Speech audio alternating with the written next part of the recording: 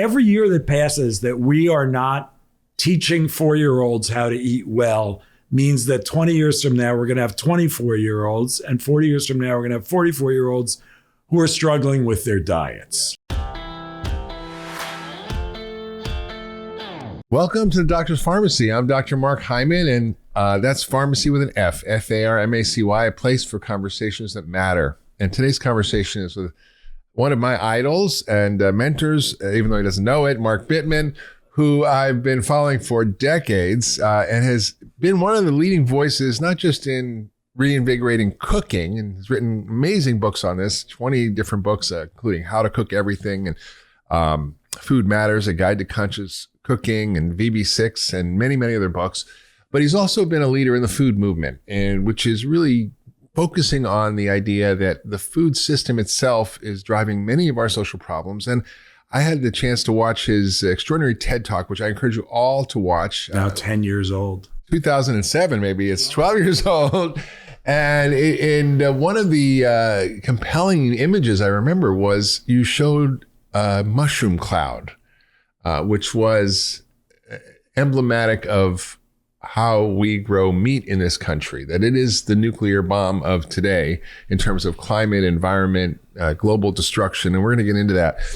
He has written extensively in the New York Times. I was devastated when his New York Times column stopped because I read it every week. And it was just a wonderful compendium of various ideas around food that really went far beyond just cooking.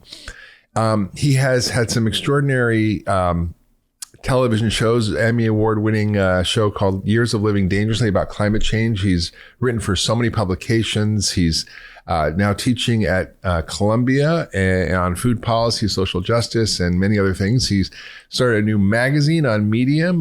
We don't know the title yet, do we? We don't know the name, but it's there. It's great aspects of food that aren't being talked about. It's not your usual cooking column. It's actually about the issues that matter that relate to food. He's going to be having a podcast, newsletter, and I can't wait for all of it.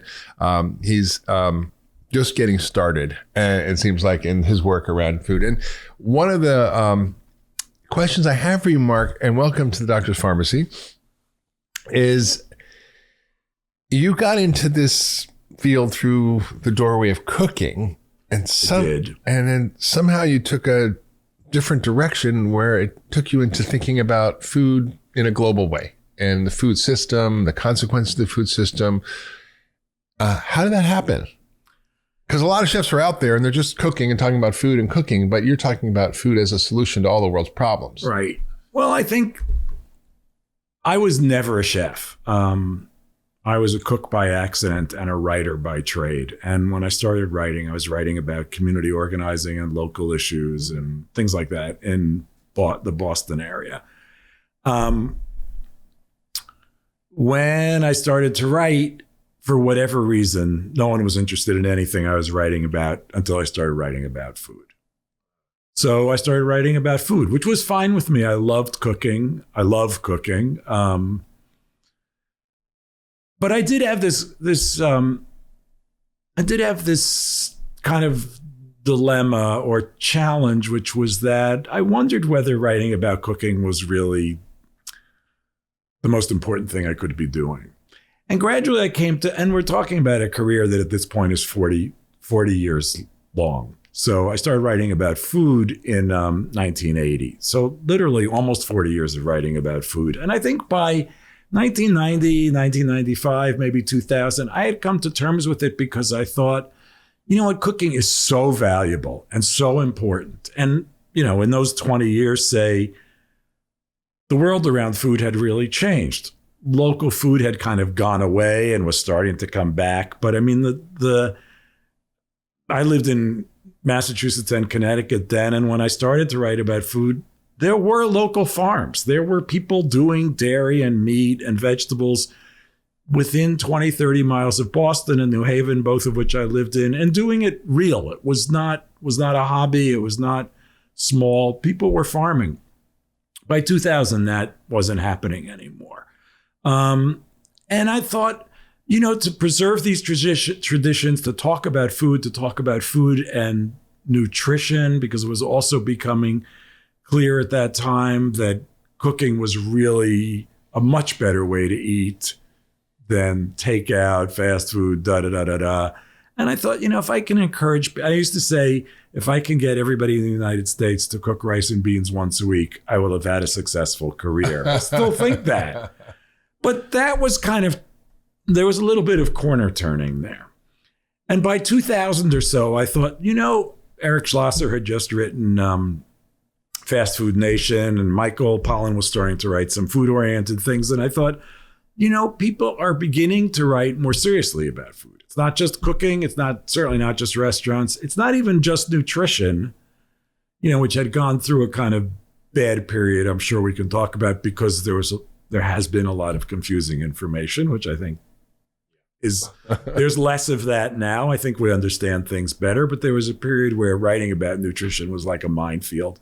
But anyway, people were starting to write about the links between good food, cooking, good agriculture, food access, what we grew, how we grew it, et cetera, et cetera. And as I said, around 2000, I started to think I could do that too.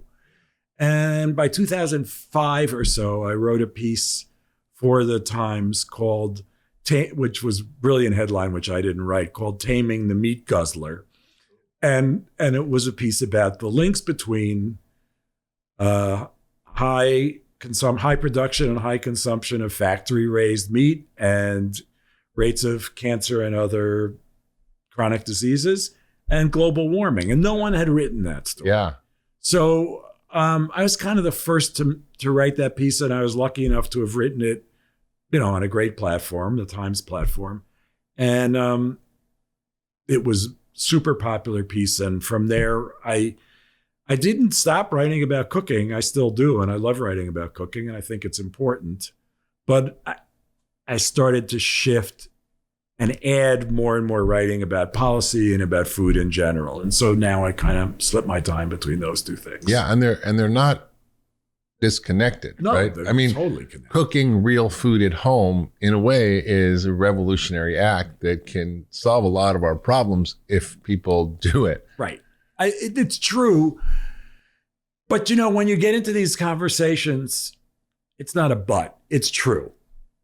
Nevertheless, when you get into these conversations, you quickly realize that not everybody is going to cook at home. It just ain't going to happen. Some people can't and some people won't. 50% of meals are now eaten outside the home. Right. And so it's a partial solution at best, or it's a solution for those who can do it and can do it well, but it's not a panacea. And I only say that because there was a time when I thought, okay, my job is to get everybody to cook all the time, and then all the world's problems will be solved. It's not that simple. But it would help. It would really help. Yeah. And it would improve people's health. It would help promote the right kinds of agriculture. It would reduce our healthcare costs. It would help if people pick the right food. It would end global warming. It would end global warming, but it put a dent in it. I think you're right. It's a revolutionary act. Yeah. But cooking with good ingredients is a revolutionary act. But making sure that you consume good ingredients, however they are prepared, is also a revolutionary. Yeah. Now, you actually sort of came at this in an interesting way through one of your books called VB6, which is Vegan Before 6, which is an interesting concept. Right. And I love it. I sort of coined the term pegan, which was actually kind of related to that, which is paleo-vegan as a joke on the extremes of diet. And you sort of came at it through, hey, we should eating mostly plants. And I think I agree with you 100%. I mean, no matter, really putting labels on diets is stupid. People like labels. I get it. But, it's like, yeah, eat plants, don't eat a lot of junk food, don't eat a lot of animal products, call it whatever you want. Right. Yeah. And that has been, I think, a key part of the message. And I want to sort of jump into what you've sort of come into in the later part of your career, which is this whole food movement. And you are one of the leaders and icons in it. And you wrote an article, I think it was in the New York Times Magazine first, was a letter basically to the future president in 2015, which unfortunately wasn't taken as advice, right. But it was very powerful. And you link together so many disparate things that people just don't connect the dots on. And I just want to share a little bit of what you wrote with Michael Pollan and others. That was, I think for me, one of the best summaries in a couple of paragraphs of this problem. And then I'm so glad you're reading it, because you said to me, what did you do? I have to make it up. So. Well, you all wrote that, basically the striking thing is we have no food policy in this country, even though the food system and all the consequences of it are driving most of the crises that are happening in today's world: environmental degradation, climate change, economic inequality, the burden on the federal budget. There's no plan or principles that we actually agree on for managing our food system. And you wrote that the current and future well-being of the nation can be significantly improved by creating a national food policy. Such a policy, you said, if properly conceived and implemented, will result in a healthier population, a reduction in hunger, mitigation of and adaptation to climate change, decreases in energy consumption, because 1/5 of our fossil fuels is used for agriculture, improved environmental conservation, rural and inner city economic development. We'll talk about that. A reduction in socioeconomic inequalities. This is really a social justice issue. And you're teaching, of course, in Columbia on that. A safer and more secure food system, and savings to the federal budget, especially in spending on healthcare. And you said the previous administrations have failed to appreciate the linkages between farming, diet, public health, and the environment, with the result that the food system has never been effectively overseen, administered, or regulated. In fact, nobody's really paying attention to all these linkages. This in turn has resulted in severe market failures that we call by other names that are seemingly separate issues, right? So the obesity crisis, runaway hunger, epidemics of chronic disease, the ethanol bubble, surface water contamination, hypoxia, killing dead zones in the Gulf of Mexico, where we lose 212,000 metric tons of fish because of the runoff from nitrogen from the farming we do. That wasn't in your article. I just added that. Soil degradation, and soil is critical for storing carbon. Food and safety scares and recalls, rural economic decline, inner city food deserts, labor exploitation, rising economic inequality, and the federal fiscal crisis. By attending to the food system, it's possible to connect all these dots and begin to address them in a coordinated, effective way. This is a big idea. Mm-hmm. And it's an idea that's been around for a while, but nobody's paying attention to it. How do we get people to pay attention to this? I want to say two things here. One is that everything that we just said, you could pretty much say about the climate change issue also. Yeah. And Naomi Klein, who's an idol of mine, I'm sure you know, wrote this book called This Changes Everything, which was about if we were to address climate change seriously, and Bill McKibben's been saying this for years, if we were to seriously address climate change, we would have to address all of those issues too, and including food. And food is the same kind of thin end of the wedge. If you were to address food seriously, you'd have to address everything from climate change to income inequality to soil quality, you name it, to cooking for that matter. So that's one thing I want to say. The other thing I want to say is this. In the history of this country, and in the last 100, 150 years, this country has determined a lot of what happens in the world. Like it or not, that it, you might hate America, but you can't deny its power. So certainly since World War II, but arguably even since the beginning of the 20th century, late 19th century, a lot of what happens here determines what happens elsewhere. And we in this country have never once said, what do we want food to be? What do we want it to do? If there were a food system, what might it look like? What would its primary goals be? We've never stated that. And if I say to you, and I'm not going to put you on the spot because it's a rhetorical question, but if I say to you or almost anyone else, if you were czar of food, if there were a food system, like what would your priorities be? And I think most people would say something like, well, let's try to feed everybody as well as we can and do as little damage to the earth as possible. Something like that. You get into animal welfare, you can get into the details of what feeding everybody well means and get into the details of soil maintenance and all of that. But it would pretty much be let's benefit, greatest good for greatest number kind of thing. Yeah. That's not what we have. I mean, A, we don't have a system, but B, what we have, what we call a system, what we call a food system is a bunch of rich people just trying to get richer. I mean, that's the bottom line. Big ag and big food? Yeah, big ag and big food.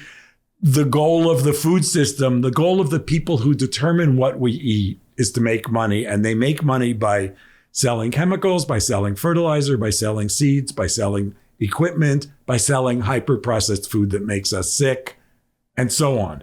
That's where the food system is. So the difference between A and B, greatest good for greatest number, and a bunch of people trying to get rich selling a bunch of stuff we don't really need, that's a huge difference. Yeah. So how do we get there? That's really the question. And it's not a shortcut. It's not I'm not going to sit here and say, here's what we do in order to do that.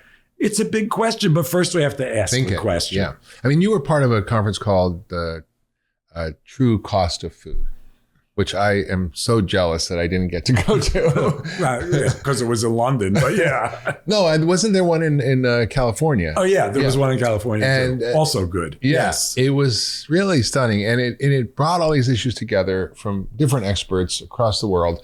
And this concept is something that would be useful, which is, what is the real cost of what we're eating? Right. You know, what is the real cost of a feedlot hamburger or a can of soda to the environment, to humans, to social justice, to the economy, to our kids who have to eat this food that have developmental issues and cognitive impairment. I mean, those measurements, those metrics have to be solidified. You know, what matters has to be measured. And if we measure it, it changes what we do. Right. You know, but a can of soda, let's say a can of soda costs $1. I don't know if it matters that the true cost is $2 or $4. It's somewhere in that range. And it depends. Are you counting healthcare costs? Are you counting everything? I know. Are you counting the cost of mining the aluminum, et cetera? Cost of the dead fish in Gulf of Mexico. I mean, but you know, there are things that are immeasurable because the industrial farming and the production of junk food and so forth decreases biodiversity. We don't even know what decreasing biodiversity costs. There's no way to put a price tag on that. You know, you're into sort of esoteric ways of improving health. Yeah. There could be some, you know, there likely is some microbe, some bacteria, some this or that out there that could be a cure for cancer. I mean, it's silly and elementary to say that, but there's billions of species we haven't even identified, but we're killing them anyway. Yeah. So, like the biodiversity of the soil. I mean, our friend Daphne Miller is a doctor. She focuses on the health of the soil as a way of creating health of humans, which is something that people aren't even thinking about. Right. And that is right. And I think we can't measure everything. What is it? Who said everything that matters can't be measured? Everything that can be measured doesn't necessarily matter. Interesting. Who was it who said I that? forget. That's good. I don't know, it was Einstein or something like that. And I think that we have to start looking at these things, and the impediments are huge. So what do you think are the greatest impediments, and how do we overcome that? Because you know, these issues have been laid out so clearly by so many people, including you and Michael Pollan and others in the food movement. And yet they fall on deaf ears. And we don't hear this in the political discourse. We don't hear it in the media. We just, except for, you know, rogue elements, but it's a tough issue. You know, it's funny. We haven't made much progress on climate change. We haven't made much progress on income inequality. We haven't made much progress on addressing what the role of people is in the labor force in the future. The big issues don't get tackled very well. And I think we understand, or we get that they're hard to tackle, and we get that a lot of politicians are corrupt, and we get that some of them are just stupid. But food... Not mentioning any names. No. Well, we could, but it's not going to do us any good. But food is different because food's so core. And it's both so obvious that it needs to be fixed, and yet because food is cheap, because so many of those external costs that you were just talking about aren't paid directly by us, the consumer, or the industry that produces them, then food appears to be cheap. So politicians would just say, look, everybody in the United States, more or less, is eating okay.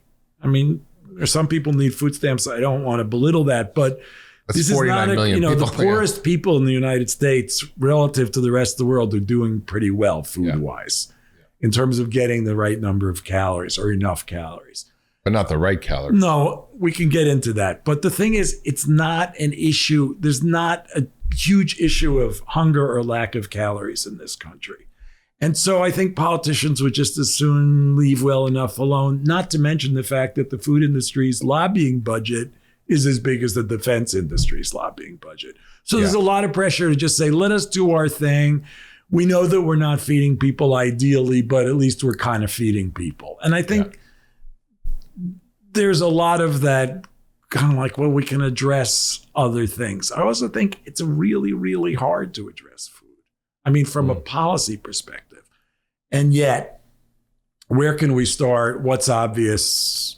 So on. The fact that we're relying on industry to get antibiotics out of the food supply, despite increasing numbers of antibiotic resistant bacteria. I mean, let's just stop there for a minute because that is such a big issue. There's 29 million pounds of antibiotics made, 24 for preventing infection and overcrowding animals. Right. Superbugs kill 30,000 people a year and millions around the world. And rising. Rising. By 10, 20% I read an estimate that globally it's the cost of all that is about $2.1 trillion.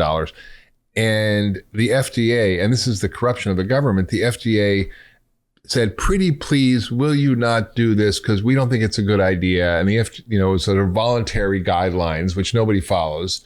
And they might be following them, but there's no oversight. You wouldn't know. There's all these companies that have pledged to take antibiotics out of their food supply. NRDC, the National Resources Defense Council, says they're actually doing it to a large extent. I believe NRDC. I'm not sure I believe that this is really happening. It sure would have happened faster if the Obama administration had come in 2008 and said, here's an issue. We want to resolve this by 2012 or 2015. It would have been resolved by now. That hasn't happened.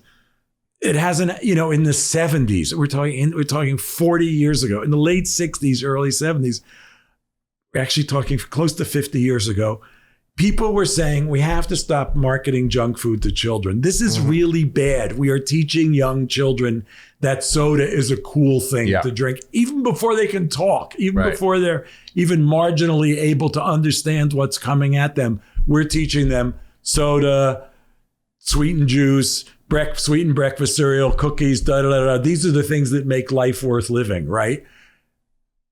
50 years ago, there was noise being made about that. The Federal Trade Commission, which was on the verge of doing something about it, was effectively silenced. Congress was effectively bought off. No one even raises the issue anymore. You can't even get the national government to talk about this stuff.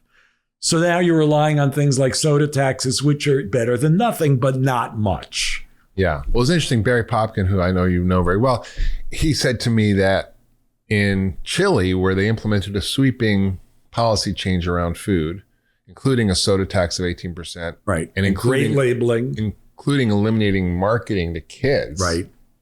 Through any media and also on the cereal boxes. So Tony the Tiger's dead. Right.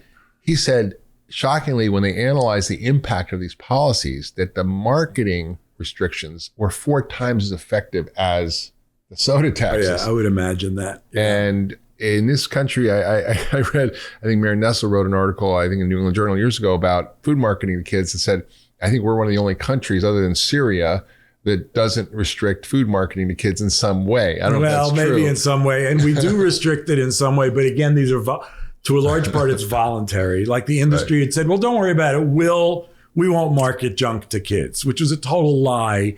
They took one sliver of their marketing budget and moved it somewhere else so they can say, oh, here's this, Saturday mornings, we don't sell junk on children's programming. That's kind of it. The real tragedy here is that,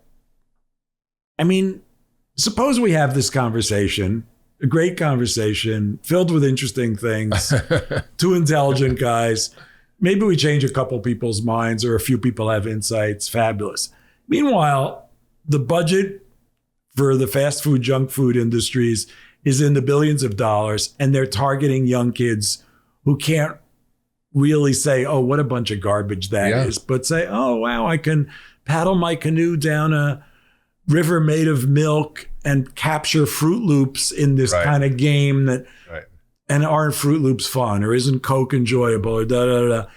Every year that passes that we are not teaching 4-year-olds how to eat well means that 20 years from now, we're going to have 24-year-olds, and 40 years from now, we're going to have 44-year-olds who are struggling with their diets, who are coming to see you and other doctors and saying, gee, I'm overweight, I can't control them. Well, why is that? Well, the reason is not that you're a bad person. The reason is that you were trained as a young person to eat badly, and that you're surrounded by not the most ideal food that you should be eating. In fact, you're surrounded by the opposite of the ideal. And every place you go, David Kessler's always talked about this sort of, the silly scientific term is obesogenic environment, but basically what it means is that we are in a permanent carnival of junk food. Food swamp. Right. And food swamp is much better than food desert. Yeah. Everywhere you go, there's cotton candy and marshmallows and Cinnabon and double cheeseburgers and it's all screaming, eat me. And when you were a little kid, you were being told, this is the cool stuff to eat. Not like stir fry with broccoli and tofu, but this stuff. It's tough. And, the average kid sees between 6,000 and 10,000 ads for junk food in a year. A year. And if you spoke to your kid 3 times a day at every meal about healthy eating, you could not compete. Right. That would be one thing. And then I think even today it's worse because that was based on traditional media. Now we have social media, which is all subversive, invisible, and embedded, and much harder. Stealth Those are good marketing. Numbers. That's it's true. If you spoke to your kid 3 times a day, you'd talk to them 1,000 times a year. And then my and they'd hate you. By the way, the kid would hate you. So that's true. And my daughter is fascinating. It reminds me of a story when I was, reading about this. Kids who are 2 years old can recognize labeled brand name products before they basically can even walk or talk. Right. You have to be 8 before you can distinguish fact from fiction. And I remember my daughter was about 8 or 9. She says, Daddy, how come all those commercials on television, in real life, it doesn't actually kind of match up with what you see? And I'm like, wow, that's very insightful. She kind of had this awakening that like all that crap she sees in the media isn't actually what it really is. And our friend Kelly Brownell was also sort of pioneering some of this research around food marketing and said the worst foods have the most marketing. So the ones that have the most harm and the least nutritional value are the ones that are most promoted. Right. Well, unadulterated foods are not very profitable. Yeah, like broccoli's not that profitable. Yeah, where do you see those Super Bowl ads for broccoli or cashews? Like you don't. All right, so let's talk about the way we can help shift this. And if you were advisor to the president and you were sitting in the White House and maybe this next election cycle, and you could help shape that national food policy, where would you focus? The 2 things we've talked about, I would do the antibiotic thing like that. I wouldn't even, it has to be an edict. And by the way, that would transform animal agriculture overnight. I think it might, although they've taken antibiotics out of industrial agriculture in Denmark and the Netherlands, and they're still producing a lot of factory farmed meat. So you can do it without antibiotics. It's not a panacea. Yeah. But it sure starts to solve one public health problem, which is that our antibiotics are not as effective as they were. Yeah. And so that's an easy thing. Yeah. There's a great public relations victory. There's a lot you could talk about. You could use it in tandem with making factory farmed meat better. You're not going to make it go away by this, but there are degrees of. So that would be like, okay, you want to know what I want to do? It's not the biggest problem. It's not the biggest solution, but it's the easiest thing it's like such low hanging fruit. And really, those of us who wrote this call for a national food policy, honestly thought that it would be one of the first things the Obama administration would do. And that's 10 years that it hasn't happened, that it could have happened. So that's unfortunate. The second thing I do is start working on the marketing of junk to kids. We just talked about that also, but I would just say, what's feasible? What can we do here? Can we make it so that minors can't buy soda without their parents' permission? It's a radical notion, but they can't buy cigarettes. And soda is arguably as harmful as cigarettes. We had no problem with that. It's certainly as harmful as beer. So Well, I mean, it's now clear that diet and particularly sugar sweetened beverages, kill more people than smoking, right. war, and terrorism, and combined, right? Transportation. So, well, experts are now saying that the leading cause of death worldwide can be traced to diet. Yeah. So we know that 1 billion people don't have enough to eat. That's an income issue, and that's a justice issue, and that's an issue that needs to be dealt with in one way. On the other hand, we know that another 1 billion or more people are getting the wrong calories. 2 billion are overweight. Okay, are getting the wrong calories and are getting chronic diseases from their diet. It could happen. I mean, it could happen to non-overweight people too. So how do we address that? Yeah. And, until we change our economic system, we're not going to be directly regulating what food manufacturers can produce, but maybe we can directly regulate what they can sell and how they sell. Yeah, that would be a.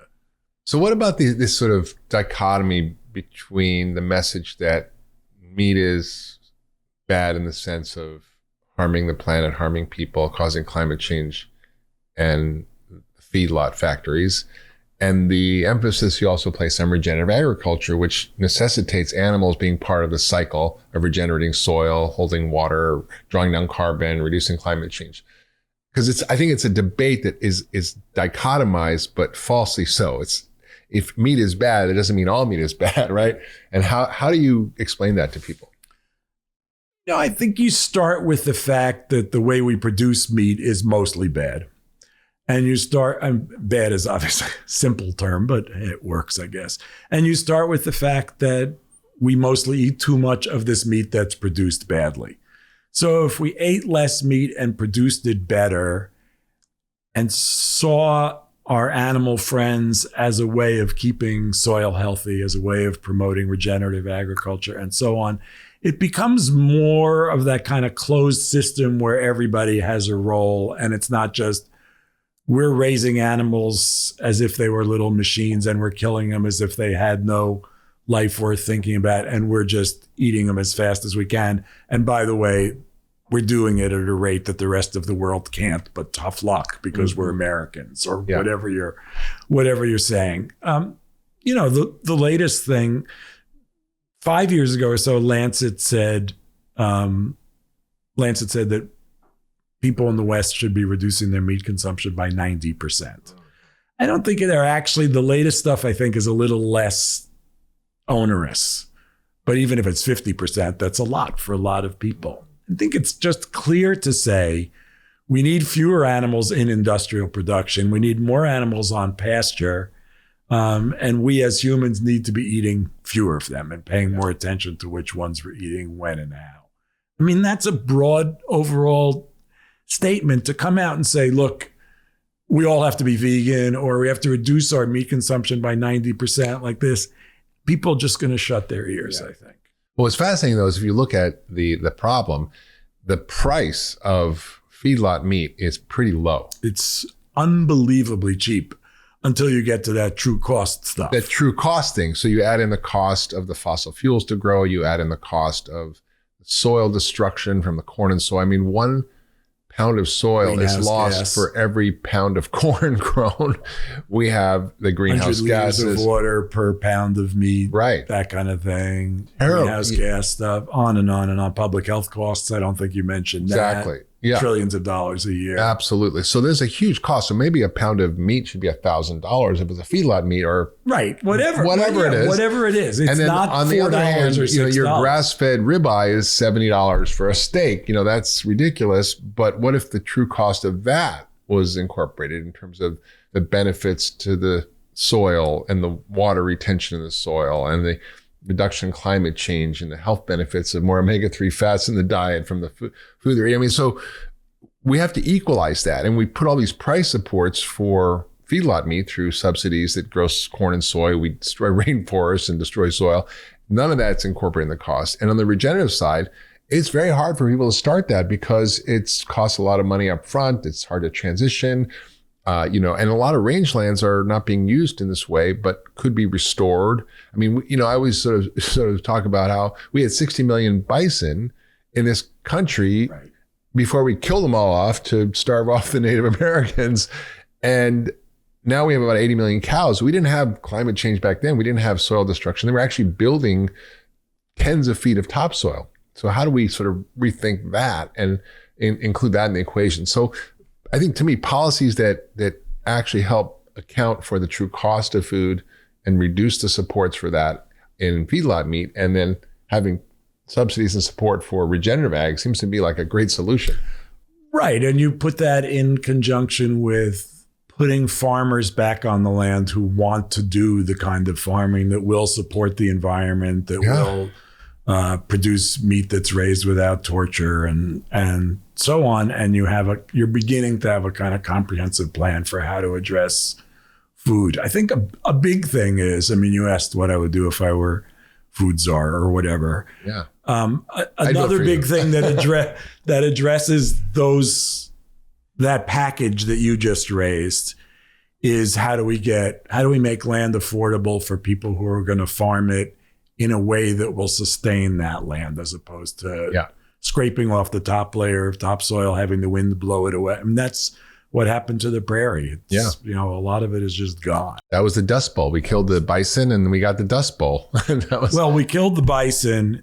We killed the bison and killed the original people, or moved them, in order to be able to scrape the prairie down to the topsoil, in order to plant the topsoil in wheat.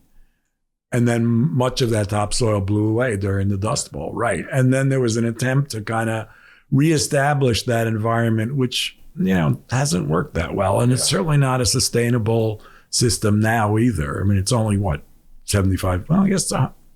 years after the Dust Bowl. That land isn't repaired, and that land is not being used in a sustainable way. Yeah, it's really all interconnected. And that was what was so great about that article, to create a 21st century national food policy, because it connected all these disparate dots, and it pointed out a lot of points of light of people actually doing the right things that need more support and help, right? And the truth is, we have the potential to change what's going on with simple government policies, like the Good Food Purchasing Program, for example, in LA, is where the local government says, we're only going to buy food for our institutional things that we serve as the government, that's sustainable, that's high nutrition, that meets all these metrics, and it's measured and it's reproducible. So those kinds of initiatives could be huge if we sort of put a little compost on them. Not gasoline. That is spreading the Good for Food Purchasing policy. And, the great thing about it, and this is because of the terrific people behind it, but the great thing about it is that it even talks about the parts of the food system that aren't, again, we're talking about hidden costs for a bit, or we're talking about factors that aren't normally associated with it. But Good Food Purchasing policy says, well, we want this food to be grown by people who are treated well, by people who have fair labor practices. Yeah. So that we want to make sure that workers who are bringing us our food are treated well. That's a novel concept. Yes. To say, you probably know that something like 8 of the 10 worst paying jobs in the United States are in the food system. Yeah. Farmers, so people and who food are workers, bringing right? us our food, farm workers, food workers, retail workers, people who bring us food often are on food stamps. They can't afford to buy food in the same way that many of us do. So they're being underpaid. They're being paid minimum wage. There's wage theft in a lot of those kinds of jobs. They're being paid less than minimum wage. They're tipped workers, which is a problem. And Good Food Purchasing policy is a way that cities can say, well, we don't want workers who are in the food chain, who are supplying us our food, our city's food, to be mistreated. We want them to be making at least a fair living wage. And that's a food issue. And that's you can't say that's not a food issue. It's a food issue, and it's a big issue. And the other part of it that people don't think about is that farming is the most dangerous occupation in America, and people who are farm workers die at 7 times the rate as non-farm workers. And it's because of the pesticides and the chemicals and the farm injuries. And these are often poor underserved workers who have no health care. And guess what? We pay for that. Right. I mean, so all these costs are sort of embedded in the system that aren't reflected in the price of food. And we actually don't even talk about them. So Mark, you've been advocating in this way for food for a long time, but you also have another life, which is as a chef and as a cookbook writer. And I used to watch all your little things when I was flying on TV. They had these little Mark Bittman cooking JetBlue. On JetBlue, yeah, and it was great. I was like, how simple you make cooking and how easy it is. And I went on JetBlue once in those days, and I saw my face on like 60 screens. Yeah. In the rows ahead of me. I can't take this. Yeah, it was like a New York Times cooking thing, but it's all online, right? These little cooking videos. Well, yeah, there's also the minimalist videos, which ran on the Times site, are still on the Times site. So cooking doesn't have to be super complicated. And then your new book is Dinner for Everyone. So whether you're vegan or whether you're vegetarian or whether you're an omnivore or whatever you are, if you love food, and most of us do love food, this book is a pretty great way for people to enter into thinking about making food at home, which is something people don't do. Right. Well, and anyway, something most people don't do. But, Dinner for Everyone is a kind of three-pronged book. And because we asked ourselves, well, what do people really want at this point? Well, everyone wants to cook quickly. So we have that. Everybody's looking for better plant-based meals. We have that. And people like to cook for each other. So we have that. So the idea is that we take a concept like stroganoff or scampi or pizza or pasta bolognese or eggplant parmesan or stir fry. I mean, there's 100 different sort of iconic concepts. And each one we do a fast recipe, like under half an hour, really fast. A vegan recipe, so we take that concept, even if it's a meat-based concept, then we do a vegan version of it. And we don't use fake meat or anything like that. We just take the soul of the recipe and steal it from How do you do pasta bolognese, though? Like, how do you... Actually, I mean, I can't remember the details of how we do it, but there are grains that if you put in a tomato sauce, you swear there's ground meat in it. Yeah. Bulgur's really good. Yeah. Farro is really good. You just think, what are those... There's these little chewy bits, and it's like, wow, that's could be hamburger. Like meat, right? And then the third one is cooking for company. So it's more complicated, project-based meals that, might take a little while. So I like it. It's a really good book. It's you note that it has the word every in it because my books tend to have, they're either how to cook everything. This is Dinner for Everyone. Yeah. But so that we like big scale. But this is really a way to kind of attack dinner from three different directions, all of which are, I think, ways that people want to cook. Yeah, I mean, I think of you as the replacement for The Joy of Cooking. I mean, that book has been an iconic book, but your books, How to Cook Everything, are sort of the modern version of The Joy of Cooking in a way. And I just think if anybody really is interested in cooking, your books to me are the go-to books on how to make pretty much everything. Well, thank you. Whether it's vegetarian, vegan, healthy, and it's also mostly healthy and delicious. And there's like a little indulgence in there, which is awesome. There's nothing wrong with that. And I think it's important that people understand what you're saying, which is that it doesn't have to be a hassle to cook. It can be quick, it can be easy, and it doesn't have to be super expensive. And I think these are the myths that the food industry tells us. Leave the cooking to us. You deserve a break today. Get out of the kitchen. And we've disenfranchised Americans from the kitchen intentionally as a culture. And now you're saying, let's get back in the kitchen and eat real food. And it's part of the solution to this food crisis we're talking about. Right. It is. It's funny, when I started writing about food, as I said, I started in the 80s, but I started cooking in the 70s.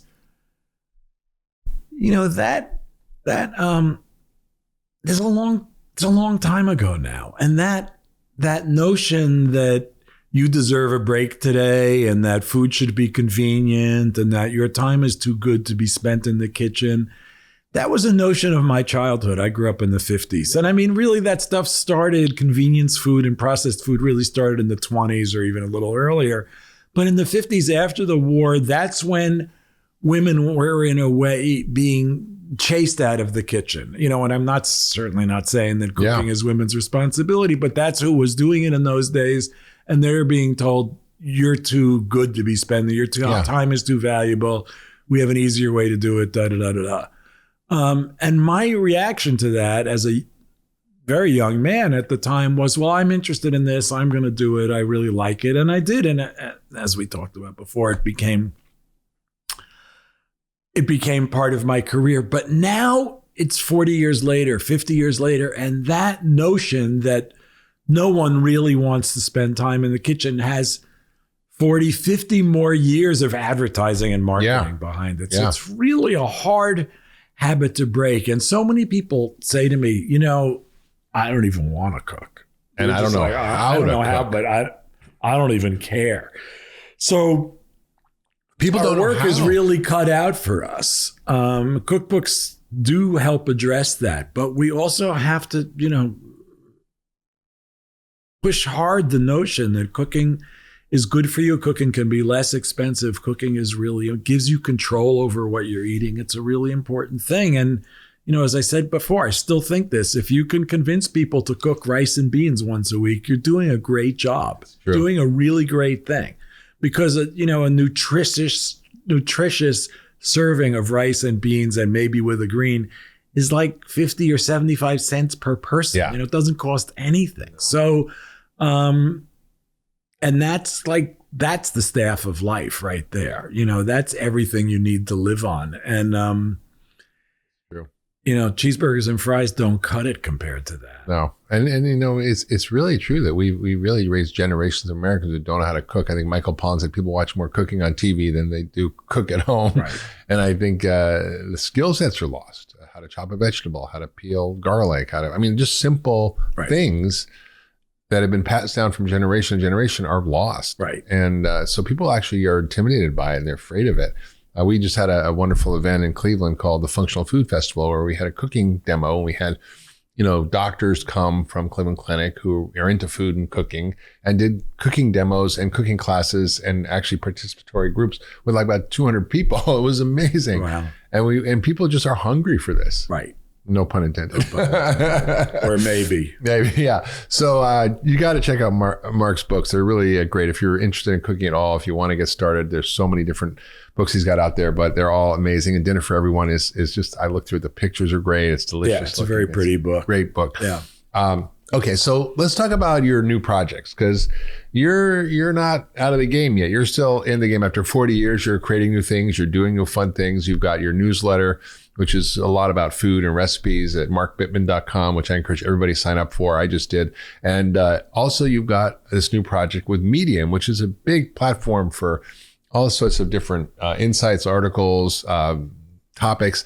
And you're writing about things that are related to food, but not necessarily about recipes. For example, how does food connect to agriculture and politics and history and labor and culture and identity and family and love? These are really unusual topics that aren't really getting voice anywhere. So what inspired you to create this project with Medium, and what do you hope for it? It's the stuff we've been talking about for the last whatever.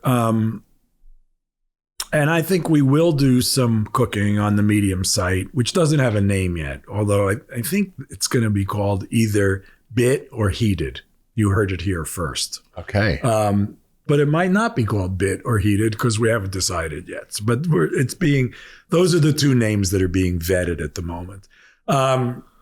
We had some naming issues, but what we don't have is issues with our approach, which was I have wanted for a long time to do pretty much exactly what we're talking about here, which is tie cooking, the joy of food, the love of food, farming, the responsibility for land, the love of growing things, labor and nutrition, climate change, of course, everything that circles around food, and most of which needs to be better in one place. And we have sites that address different parts of this and do it very, very well, but we don't have a site that addresses all of it and does it well. And that's what I'd like Heated or Bit or Medium or Bittman or whatever we wind up calling it to be. A place where you would come not only for recipes, and as you said, my newsletter will feed somewhat into that and will generate recipes, things that are simple to cook a few times a week, but people will come to for recipes really, I see the recipes almost as bait. Like, come because you know me for recipes and you know they're going to be good and quick and healthy and blah, blah, blah. But meanwhile, while you're here, read this story about food and race, or agriculture and labor, or restaurants and minimum wage, or whatever the topic happens to be. So the beautiful thing about this site is, in this column you're going to be creating, essentially it's a gathering place for other thinkers and writers and authors and activists in food to have a voice. Well, that's what we hope, and we hope people will come to us. And also, you'll take an article from me. I will, for sure. Now that you've said it, you're a target. But I also would like to get people who don't ordinarily write about food writing about food. Yeah. So it's not only people who write about food writing about different aspects of food. We definitely want to do that. But it's also people who write but don't write about food saying, okay, well, I actually have something to say about food. Because everybody does. Everybody thinks they're an expert on food, which is great. So if we can find some writers who normally don't write about food but would like to, I think that'll be really fun for us also. It is. It's sort of the intersection of so many different areas of life that are related, that, you know, creates this gathering place. Yeah. Can we get Paul Hawken to write something for us? Absolutely. For example? But also, can we get, I don't know, we get people who can we get Deborah Eisenberg, who's a novelist I really like, to write about food. She never writes about food, but can we get her? That kind of thing. Yeah, I mean, one of the articles you wrote about was about an African-American farmer and the issues of race and land and farming and the disenfranchisement of the African-Americans who actually were big farmers and grew most of the food in America as slaves. I mean, these are topics that are fascinating that you don't get the light of day. Right. And that matter. Right. Well, I mean, people, when they think about food, they tend to think about cooking or restaurants or eating out or fast food or whatever. There's not enough talk about agriculture. Yeah. Agriculture is the beginning and end of it all. So if you don't care about how your food is raised and where you come from, then you can't say that you care about food at all. I mean, because that's the bottom line there, is where did this come from? How was it raised? Who raised it? Where was it raised? How were they what was treated, used? And so on. It's true. I mean, once you know it, you can't unknow it. I mean, now when I go out to dinner and I'm like, do I order the meat, which is probably feedlot beef? Right. And what are the consequences of that? And I feel tremendous awareness and guilt. You basically shouldn't. And I don't.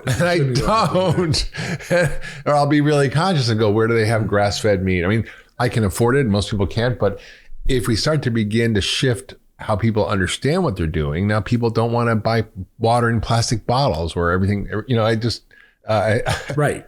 And I think we all sort of take that as a given. But now people are having awareness of things that are really shifting their behavior. And I think it may seem disempowering, some of the things we're talking about, because it's so overwhelming. It's so big. There's so many market forces and big food companies and ag companies driving the agenda. But the truth is they do respond to consumer behavior and consumer action in a way that I think is underappreciated. I think that there's something, you're right, but I think there's actually something bigger than that too, which is that if you change your own behavior, you could say, well, I'm having a 1/1000% of an impact. And that may well be true, but you're also talking to people about how you're changing behavior, and in that changing your behavior, or thinking, even if you're not changing your behavior, if you say, maybe there's something to this single-use issue, plastic water bottles, plastic silverware, throwaway napkins, blah, blah, blah. I'm not going to change anything about the way I do this stuff, but maybe it's an interesting conversation, and maybe you have that conversation with someone else, and this conversation multiplies exponentially. And before long, maybe it's an issue. I mean, you have cities, it's not the biggest issue in the world, but you have cities saying we're not using plastic shopping bags anymore. Right. New York now just is going to do that. So, this is not the world's biggest issue, but it is an issue, and it's a consciousness raising issue. Although, why are we not using single-use shopping bags? Well, that's an interesting question. What does that reflect on? What does it mean for other single-use stuff? What does it mean in general? where do those plastic bags come from in the first place? Right. Oh, wow, it turns out that's a fossil fuel issue, and so on. Yeah, it's true. I mean, I actually met this woman who started a new straw company because of the plastic straws and the amount of pollution they cause. And what's fascinating to me is that the big food companies, like fast food companies, McDonald's and others, are hungry to incorporate these products into their businesses because they realize where things are going. And so someone come up with a simple idea to change something, and all of a sudden it changes the behavior of these big corporations, and that changes everything. Right. Well, that single-use stuff is all down to the fast food industry. Yeah. They are like, who the hell needed a straw in the first place? Right. I'm not even sure what they're for. But you know what they're for That's is true. you have a big cup that you're going to throw away, covered by a lid, which, by the way, we don't have a lid on this, you know? Right. And because you have a big cup covered by a lid, you need a straw to poke through the lid. So now you've got three things that you're going to throw away in order to consume something that is worthless in the first place. Yeah, well, why would you consume a big gulp? Which is like 42 teaspoons of sugar. Well, Mark, this has been a great conversation. You're a real light in the food movement. Yeah. Well, I think you underestimate your impact. And it's I hear presidential candidates wanting to call you to help them write their speeches. So you're doing something right. You heard one would-be presidential candidate call me. I think there's going to be more because I'm going to be sending them your way. And I think this is the moment. This is the moment, hopefully, in this election cycle where we can actually start to bring these issues up. You know what? If we at least, in the last election cycle, Ricardo Salvador, who is one of the people who wrote the call for the national food policy, and I, and a couple other people, a number of other people, really worked hard to try to get candidates to recognize food as a issue worth talking about. We even went to Iowa in the dead of winter and talked about it, and we got nowhere. We got absolutely nowhere. And we got absolutely nowhere with the Obama administration too. I'm not pleased about that. Yeah. I'm proud of the work that we tried to do, and we did the work, but maybe we're seeing it now, and maybe we'll see something this election cycle. It would be great. We will. But we have to take the long view. I mean, the abolitionists in the early 1800s, they had to wait 50 years, Right. The movement around women's rights. We had the suffrage movement, but then, it took another, 70 years to get to women. Oh, those are really good points. Sometimes things happen quickly, like gay marriage happened very quickly. Legalization of marijuana, not a huge issue, but it's happening pretty quickly. This is like, food is like so big. It is. And to turn it around, turns everything around, makes the world a better place. I mean, how great is that? It's great. That's a great message. Thank you, Mark, for joining us in the Doctor's Pharmacy. Thanks for having me. And if you love this conversation, please feel free to share it with your friends and family and social media. We'd love to hear from you. Leave a comment. Tell us what you think. And we'll see you next time on the Doctor's Pharmacy. And make sure you go to markbittman.com, sign up for his newsletter. Google Medium and Mark Bittman, and you will follow him on Medium for his new amazing column and section, which I don't know what's called, but you will by then. And I really enjoyed this conversation, which I think really matters. So we'll see you next time on the Doctor's Pharmacy. Thanks, Mark. Hi, everyone. It's Dr. Mark Hyman. So 2 quick things. Number 1, thanks so much for listening to this week's podcast. It really means a lot to me. If you love the podcast, I'd really appreciate you sharing with your friends and family. Second, I want to tell you about a brand new newsletter I started called Mark's Picks. Every week, I'm going to send out a list of a few things that I've been using to take my own health to the next level. This could be books, podcasts, research that I found, supplement recommendations, recipes, or even gadgets. I use a few of those. And if you'd like to get access to this free weekly list, all you have to do is visit drhyman.com/picks. That's drhyman.com/picks. I'll only email you once a week, I promise, and I'll never send you anything else besides my own recommendations. So just go to drhyman.com/picks, that's PICKS, to sign up free today.